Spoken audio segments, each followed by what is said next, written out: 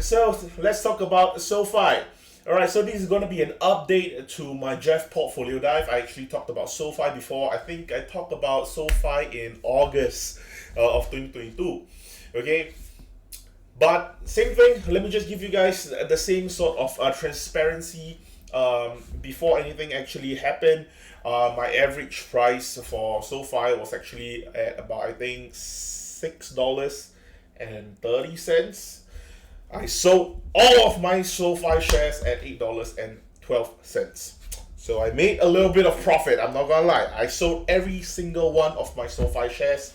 I am completely out of SoFi. Okay, and today I'm gonna be explaining why. Okay, so first off, let's talk about the very obvious thing that is the elephant in the room for SoFi, which is the whole entire student loan forgiveness. Okay, it has been extended over and over again by President Joe Biden, and I think that actually brought forth this sort of thinking that, excuse me, that the whole entire SoFi capitalistic view might actually be going downwards, which I think that was my first concern. But it's not only that, okay? My bigger concern was actually the amount of cash that I actually had. I thought that at $8.12, it was a really good exit point for myself, which thankfully that was actually the top for 2023, if I'm not mistaken. Okay, I thought that that was actually a good time for me to actually get out. I actually got out earlier in February. I think it was the first week of February or so. I can't really remember, but I managed to get out of all my SoFi. I think I made about $4,000 or so. I'm happy with it. I actually made profit, and I'm able to get more cash on hand. Okay, and I'm going to be explaining why.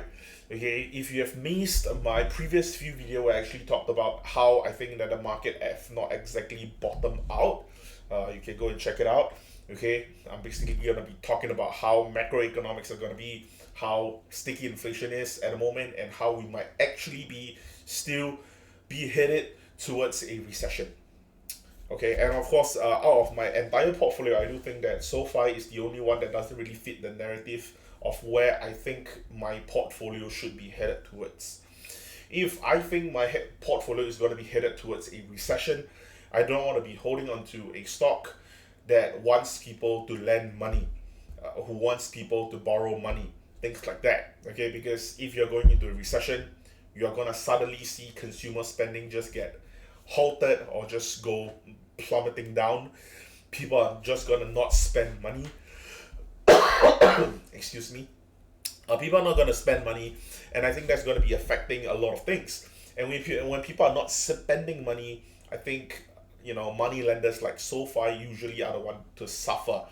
And we might not be able to see the instant effect of how SoFi might be affected, maybe in the first 3 or 5 or even 6 months.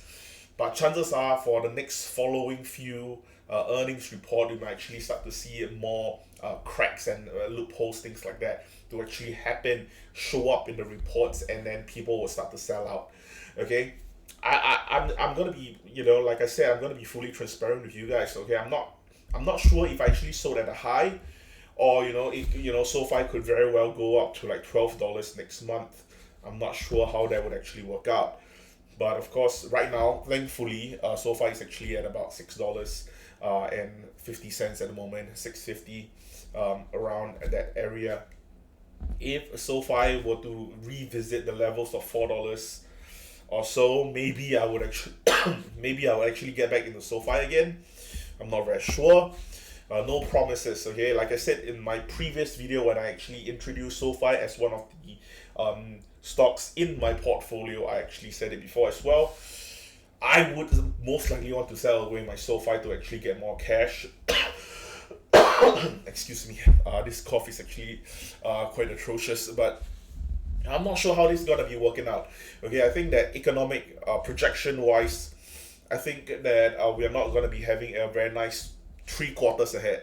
Okay, that's my own personal view. I think in the next 3 quarters, we are most likely going to be seeing maybe a recession, maybe just a very, very bad financial economy. I'm not sure how that will go. And if that were to be the case, I kind of don't want to be holding on to SoFi.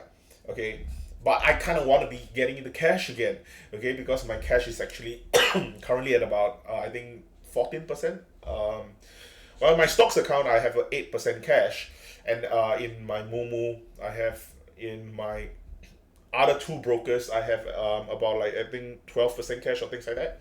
I think it adds up about like about 14 or 15% cash and things like that. So I think my cash level at the moment is not exactly at a very very high level, especially if you're going to be entering into recession. And also personally, I'm going to be going into for holidays and things like that with my friends, with my family, and things like that. So I probably want to be holding on to cash as well. Okay, but I'm also not gonna be like completely just staying out of stocks as a whole. But I still am pretty pretty invested. I'm about 80% invested at the moment. So that's kind of how it is at the moment. So yeah, I think macroeconomic wise, like I said, I think SoFi don't really fit into my current portfolio moving into a possible recession in my eyes. If that sentiment actually changes down the road, you never know. Price point is going to be playing a huge part.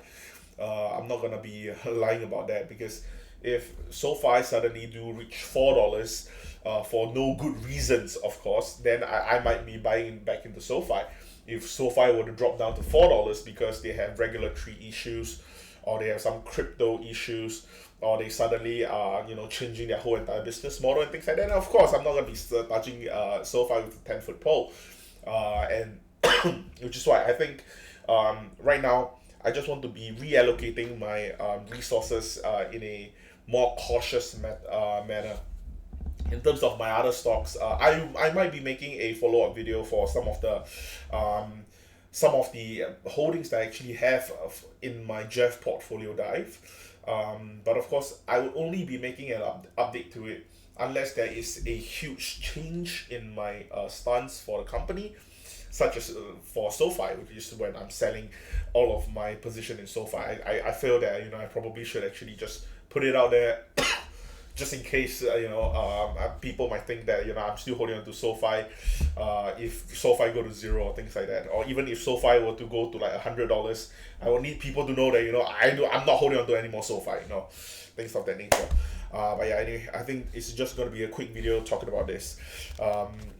Yeah, and also a little bit of macroeconomic. Like I said, I just don't think that it's going to be going on easy for the next 3 quarters or so.